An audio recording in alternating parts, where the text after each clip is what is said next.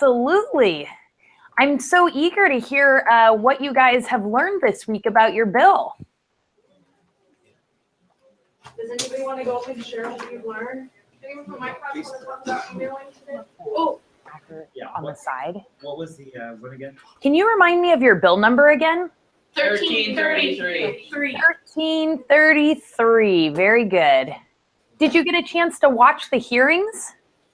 Yes. Did it provide some context and some background on the subject matter for you guys? Yes. Awesome. I talked to a lobbyist who's working on the issue too, and I kind of got caught up as well. But let's hear from you guys. What did you learn? Go blue. That's not flying off your book, okay? Does anybody from my class want to tell what they learned outside? I'm not up here for that reason. So you were actually, weren't you? They learned that it's passed into the committee or the house. Where did they go? We I learned can't hear you that. very well. Say it one more time. We need a kicker. Can I go up there? Sure. Yeah. Why did you go up?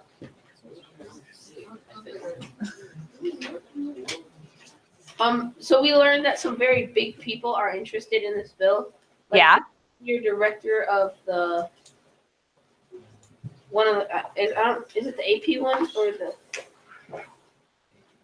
the senior director of the AP company, and then the college board. Someone from the college board came from Florida. Mm-hmm. So So what are the couple of arguments in favor of this bill? I didn't take notes. I'll be honest. All right. No, it's okay. I think anybody who wants to answer that question should feel free. What were some of the arguments that you heard in favor of this bill? I think we talked about some of these already, but just refresh my memory. Yeah, go ahead. Well, some of the arguments were that it would lower the standards for each college, so they were arguing less presentable. So it would be like you would get more kids from Idaho that aren't as presentable to be at the college, and they want to be Notre Dame or something like that. But if the fact of the matter is the prestige shouldn't be worried about, because of the fact that it, like for example, it's just Washington State University, or it's just Western Washington University. It's not gonna be Notre Dame, a Yale, or a Harvard. So that's what the argument is, and they're also worried about low AP scores. If they get in, they won't be in the class. They'll be less encouraged to go, or they're not holding themselves up in that class. But in my opinion, it shouldn't be worried about, because if they aren't making the cut for each class, the college can just get rid of them. They can dump them and say, you can't come to my college anymore, or whatever. So they argued that in the first video, and I think that it was a poor argument, and they weren't really expecting this to go far. So I feel like they're gonna make another argument and come hit us harder. But other than that, their argument, the first video, was very, very, very poor. So, and I would like, if they're watching this, I think they should know that. And you better bring your A game, because we're gonna think of something. You take it. When you said that it's only Washington State, 20 other states have already passed Yeah, it. 20 other states, but here's the thing, and I'm not sure, I haven't really looked at it, but colleges or people from Idaho and people from Oregon and people from Alaska will come to Washington State because their AP score says, you're 3, we'll let you come into my college and you get free credits. So that's the reason why. And so. Yeah, I think those are some really interesting points that you bring up. I'd be happy to share a little bit about what I learned from talking to one of the lobbyists, but I also want to make sure that we prioritize questions that you guys have and what you've learned. So why don't we, did you guys prepare some questions for me today? Okay, Yes. why don't we start with that, and then if we have some time, I can kind of share with you what I learned from the lobbyist who's working on this as well. Okay, Bradley has a question.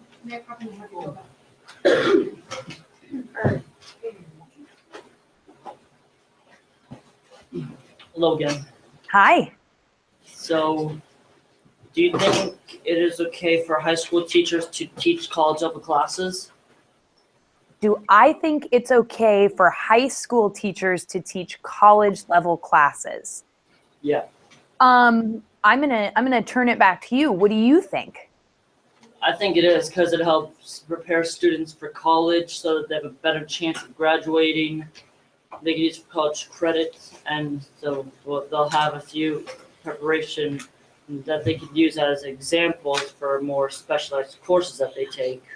I think that is a brilliant answer, and I would totally agree with you.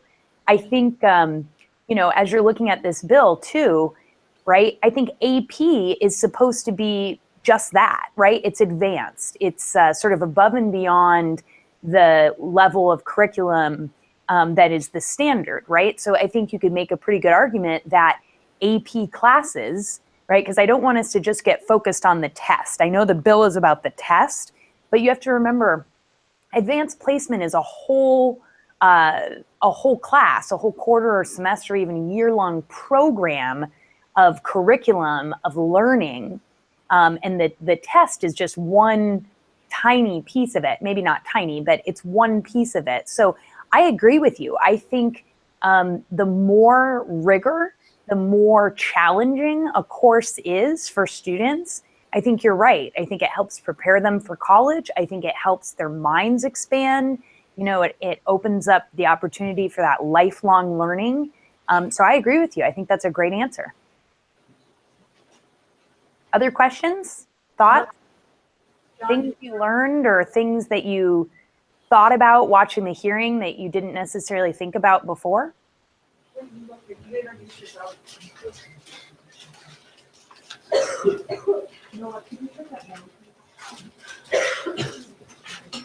Hi, Morning. morning. I'm John Carlson. And my question is, how many students will get credit because of this bill? That's a really good question. And I'm actually not sure of the answer to that. I asked the lobbyist who's working on this issue. She said she had some materials. I just talked to her yesterday and she'd send it to me. But I can try to find that out for you and get back to you on that. The other thing that you could do if you wanted to, we could call this a sort of extra credit for the class if you guys wanted to do this, is if you go back to that bill summary page, it will give you, if you click on the materials, the bill summary, it should tell you who testified in support and who testified opposed. So David, could we bring that up on the screen real quick to just show students? And what you might be able to do is do a little research, do a little detective work, and try to find out what advocacy group, what group who's in support of this might have that information for us. So let's just bring that up real quick. And I'm actually, rather than do it for you, I'm going to ask that you guys do that, and I'm going to try to show you the tools. So if we go to the House Bill Report towards the bottom, yeah. Can you guys see this on the screen? Yeah. Okay. So I don't know if you had a chance to look at this. This is the House Bill Report. So if we scroll down, this kind of gives us a roadmap of the bill. The summary, if we keep going down, summary of substitute bill, keep going down. At some place it should show us who the entities were that testified. There it is. See where it says persons testifying in support. So it says Representative Stambaugh, who we know is the prime sponsor, a woman named Vicki Christopherson and Pamela Kerouac, who are with the college board, I believe. Nora Sellender, the Associated Students of Western Washington University. So, and then it says other, which is a designation. It's not just other people. It's you can testify in support or in opposition, or you can testify other, which means you're not really taking a position, you're just offering some input. So, you know, you might want to reach out to the college board, either to Pamela or Vicki Christopherson, and they might have the answer for you. I'm actually planning on getting in contact with Vicki, so I could do that as well. But just, you know, just so you know, right, as a lobbyist, I ask these kinds of questions all the time. How many students would benefit, or how many students would be impacted by this? And part of what I need to do is, you know, as a lobbyist, I have some good idea of who is working on different bills, and we can go back to the other screen. I have some good idea of who's working on which bills, right? Just like in your community, your school community, right? You know who some of the people that play in band. You know who some of the people are who maybe play basketball or run track, right? Because I sort of go to school, if you will, with these people, I see them every day. I know who some of the lobbyists are and which different causes they represent. But when I don't know the answer to something, what I do is I go to that bill report and I look and I say, okay, which people are associated with this and what are their positions? And I go, okay, Vicki Christopherson, I know her. I didn't realize she was working on this. And so that research allows me to go and ask questions. So this exercise that we just did is part of what I do as a lobbyist as well. So I can check in with Vicki actually and see if I can get you the answer to that. But I just wanted to demonstrate that's kind of the day in the life of a lobbyist, is having to figure out that information just like you asked. Does that make sense? Yes. Cool. Thank you. Other questions? Alyssa, you have a question. Okay, John. We have the email.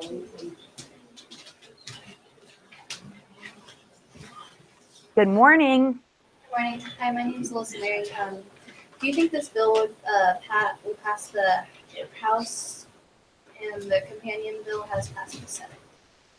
So the question is, do I think the bill would pass the House? And you're telling me the Senate bill already passed? Yeah, so it's a really good question. If we look, do you remember where the bill is, the House bill is in its process? It's okay if you don't, but I'm not entirely sure. I can look it up too, but do you remember where it is right now, how close it is to going to the floor of the House? The fourth calendar. It's on the 4 calendar, I think. Yeah, great. Thank you guys for chiming in. So if we just go back to remember last week when we went through kind of the process of introduction, or the introductory process of how a bill becomes a law. Let's remember 2 things. Only about 1 out of 7 bills actually pass, right? So the bills die sort of at every, or bills can die at every process all along the way. Maybe it doesn't make it out of policy committee, or maybe it does, and then it goes to the fiscal committee, right? And maybe it doesn't pass out of there. Maybe it goes to the rules committee, but it never gets pulled out of rules, okay? The fact that your bill has made it through the policy committee, through the appropriations committee, through the rules committee, got pulled from rules and is on the House floor is a really good sign. It's most of the way to getting to the House floor. Now, pop quiz.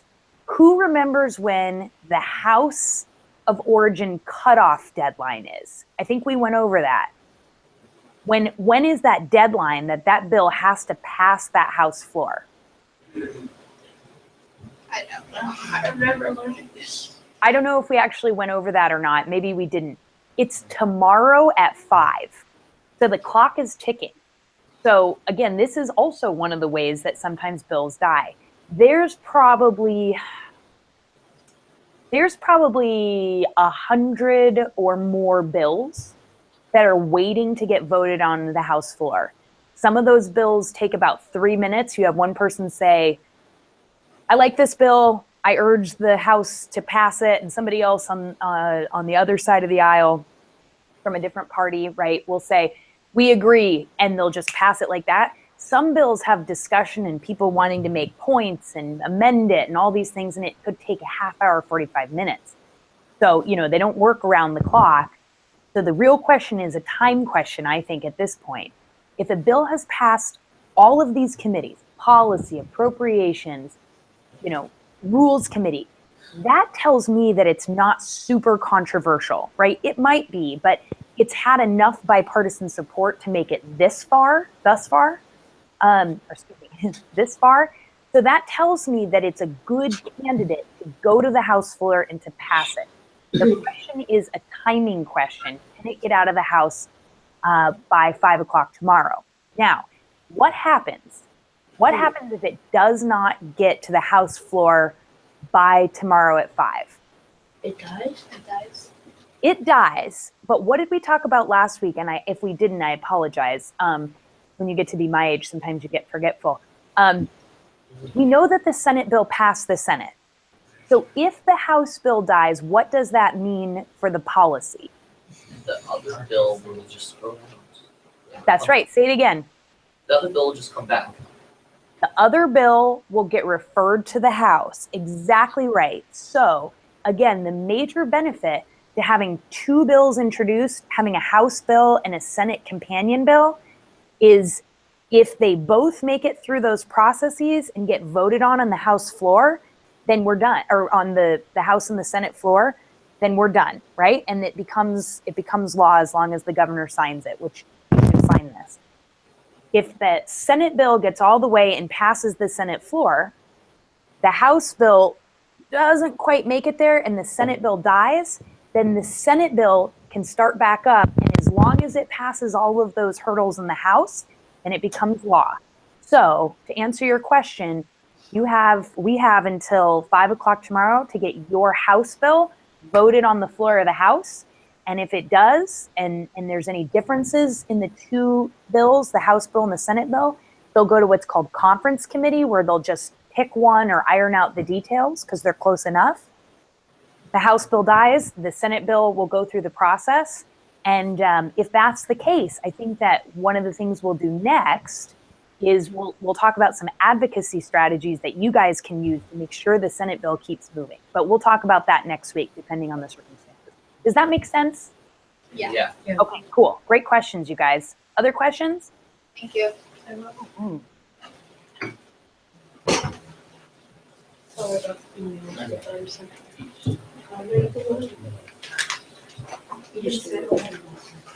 You got it, Nick. How would this bill have affected you in college? Oh, that's a great question. I've actually been thinking a lot about this. And so I'm just going to speak from my own personal experience, okay? Because you asked. When I was in high school, at my high school, there were 2 AP classes, okay? History and language arts, English, right? You had to enter them when you were a junior. Okay, junior in high school, so your third year of high school, and there was only room for 30 kids in each class, I believe, okay? If you didn't enter that class your junior year, you didn't have the opportunity to do it again in your senior year.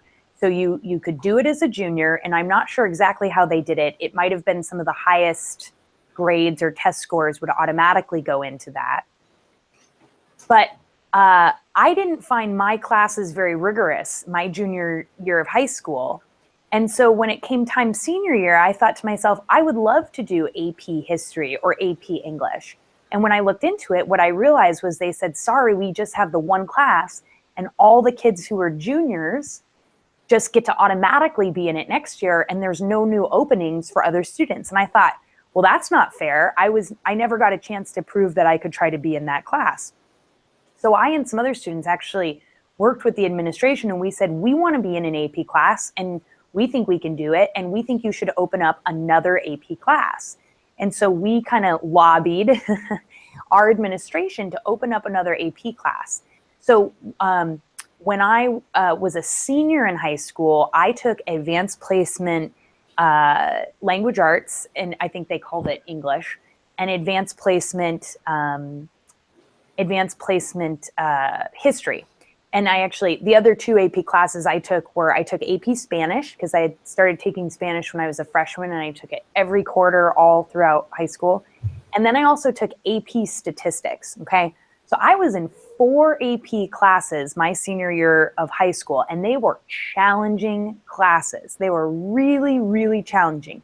I learned a ton, to the point that the student made before. I think it really helped me prepare for college, because I was taking hard classes.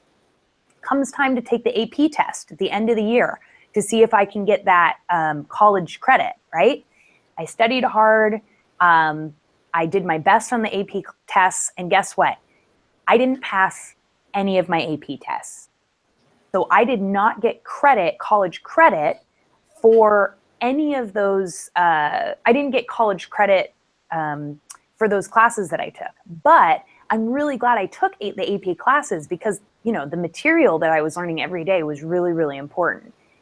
And so it's interesting. If this bill would have passed, I may have been able to get some credits for the college that I went to, so that I didn't necessarily have to take some of the introductory courses.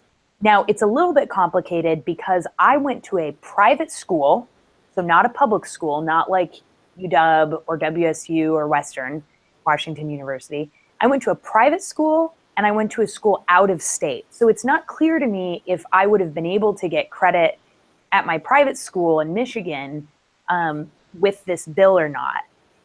But I can tell you that those AP tests are hard. And one of the things that I've actually learned about this bill that I think is pretty interesting, and something for you guys to consider, is that right now for a lot of programs, they get to pick, right? And a lot of schools pick a 4.